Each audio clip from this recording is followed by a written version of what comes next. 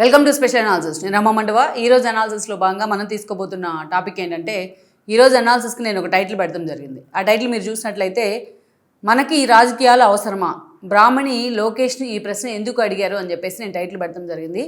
ఆ అంశం గురించే మనం మాట్లాడదాం. ఇది బ్రాహ్మణి వైపు నుంచి ఈ స్థాయిలో లోకేష్ క్వశ్చన్ ఎదురైంది అంటే అది నిజంగానే ఏపీ రాష్ట్ర రాజకీయాల్లోనే కాదు, తెలుగు రాష్ట్ర రాజకీయాల్లో ఒక ఇంట్రెస్టింగ్ అంశమే. అయితే ఏ సందర్భంలో బ్రాహ్మణి ఈ క్వశ్చన్ అడిగారు, అసలు ఏ కంటెస్ట్లో ఆమె ఈ క్వశ్చన్ అడగాల్సి వచ్చింది, లోకేష్ దానికి ఏమని సమాధానం చెప్పారు? నిజంగా చాలా చర్చనీయాంశమైంది ఈ టాపిక్ రాష్ట్ర రాజకీయాల్లో. ప్రత్యేకించి లోకేష్ నిన్న సింధనూరులోని ఒక కార్యక్రమంలో పాల్గొన్నారు. కర్ణాటక పర్యటనకు వెళ్ళారు. గతంలో ఎక్కడైతే కర్ణాటక మంత్రులు తన మంత్రి అయిన కొత్తల్లో ఐటీ ఏదైతే కంపెనీస్ని కానీ, అదేవిధంగా బెంగళూరులో ఎమ్యూనిటీస్ బాగలేవంటూ విమర్శలు చేసిన వాళ్ళని కానీ మా వైపుకు రండి అని లోకేష్ ఆ రోజు వెల్కమ్ చేస్తే, అదే స్థాయిలో లోకేష్ మీద డీకే శివకుమార్ దగ్గర నుంచి ఐటీ మినిస్టర్గా ఉన్న ప్రియాంక మల్లికార్జున్ ఖర్గే దాకా అందరూ తిరగబడే ప్రయత్నం చేశారు. అయినా సరే ఒక్క గూగుల్ ఏ డేటా సెంటర్తోని అక్కడి నుంచి ఈరోజు ఏదైతే నిప్పన్ అండ్ మెటల్ సంయుక్త భాగస్వామ్యంతో నిర్మితమైన స్టీల్ ప్లాంట్ దాకా ఈరోజు లోకేష్ తన చేతలతోనే సమాధానం చెప్పే ప్రయత్నం చేశారు. సో ఎక్కడైతే తన ఆ రకంగా బెంగళూరు వైపు నుంచి వాళ్ళు టార్గెట్ చేశారో అదే కన్నడ లోకేష్ పర్యటన చాలా గ్రాండ్ సక్సెస్ అయింది. స్థానికంగా హోసల్లి క్యాంప్లోని శ్రీకృష్ణదేవరాయలు ఏదైతే సైనిక్ స్కూల్ని ఆయన ఓపెన్ చేయడం జరిగింది.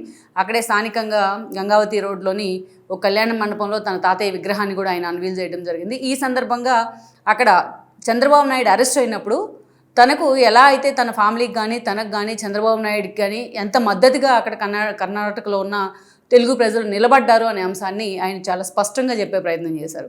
ఇంకొకటి మీరు గమనించుకోవాల్సింది ఏంటంటే, అక్కడ మీటింగ్ స్టార్ట్ అవబోయే ముందు వీళ్ళంతా పక్కన చిన్న చిన్న చైర్స్లో కూర్చున్నారు. ఎవరైతే కేంద్ర మంత్రి కావాలి కుమారస్వామి కానీ, అదేవిధంగా సంజయ్ సేత్ కానీ, వీళ్ళంతా ఆయన రక్షణ శాఖ సహాయ మంత్రిగా ఉన్నారు సంజయ్ సేత్, ఈయన ఉక్కు శాఖ మంత్రిగా ఉన్నారు కుమారస్వామి.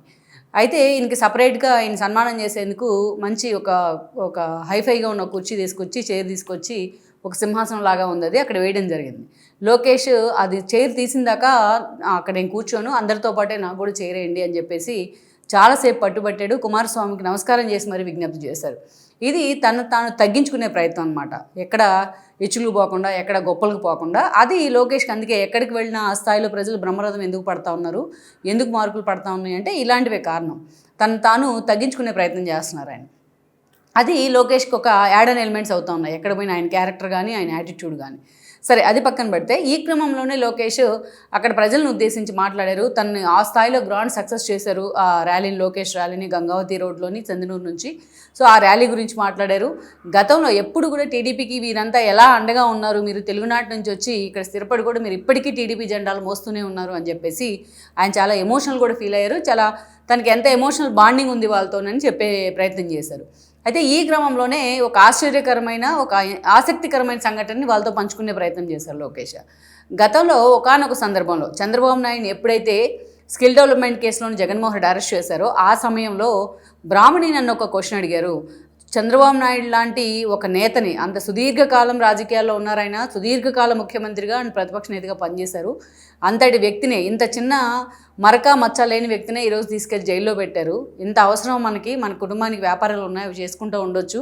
సో మనకి ఈ రాజకీయాలు అవసరమా, ఇలాంటి రాజకీయాలను మనం ఫేస్ చేయాలా అని బ్రాహ్మణి అడిగారు. అప్పుడు నేను ఒక క్షణం ఆలోచించకుండా నేను ఒక సమాధానం చెప్పాను. ఈరోజు చంద్రబాబు నాయుడు కోసం టీడీపీ జెండా మోయడం కోసం, టీడీపీ జెండాకు మద్దతు ఇవ్వడం కోసం ఈరోజు కేవలం మన రాష్ట్రంలోనే, తెలుగు రాష్ట్రాల్లోనే కాదు, పక్క రాష్ట్రాలతో పాటు కర్ణాటక, చెన్నై దగ్గర నుంచి ఈరోజు ప్రపంచవ్యాప్తంగా చంద్రబాబు నాయుడు కోసం, టీడీపీని నిలబెట్టడం కోసం ఇంతమంది కార్యకర్తలు, ఇంతమంది అభిమానులు ముందుకు వచ్చారు ఆ జెండా పట్టుకొని. అలాంటప్పుడు మనం ఎలా వెనక్కి తగ్గుతాం?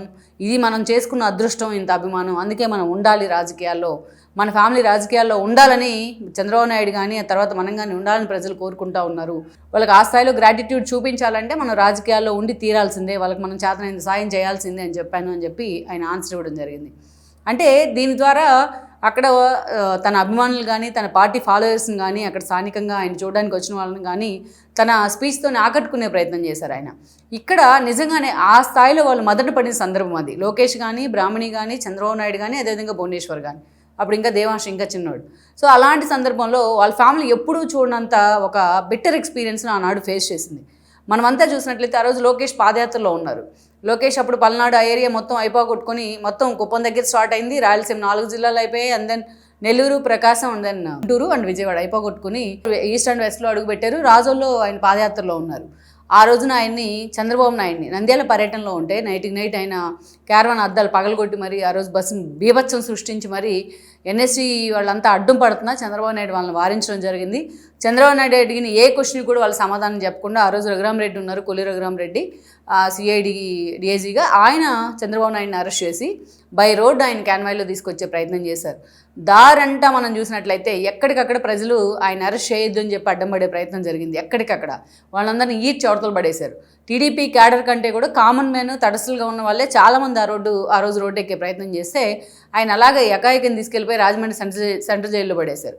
ఆ రోజు లోకేష్ తన తండ్రిని కలుద్దాం పాదయాత్రను ఆపేశారు. ఆయన ఈ విషయం తెలిసిన వెంటనే ఆయన రాజమండ్రి సెంట్రల్ జైలుకు అద్దెకు వెళ్ళారు. తన తండ్రిని కలుసుకోవాలని రిక్వెస్ట్ చేసినా, విజ్ఞప్తి చేసినా ఆ రోజు లోకేష్కి ఆ అవకాశం కూడా ఇవ్వలేదు. కనీసం ఆ అవకాశం కూడా ఇవ్వకుండా ఆయన్ని అనేక రకాలుగా అవమానించే ప్రయత్నం జరిగింది లోకేష్ని. మీరందరికీ గుర్తుండే ఉంటుంది. ఆ రోజు లోకేష్ తన తండ్రిని లోపలికి తీసుకెళ్ళిన తర్వాత ఆ కారు దగ్గరే నడి రోడ్డు మీద కూర్చున్నారు కళ్ళ మీద నీళ్ళు పెట్టుకుంటూ.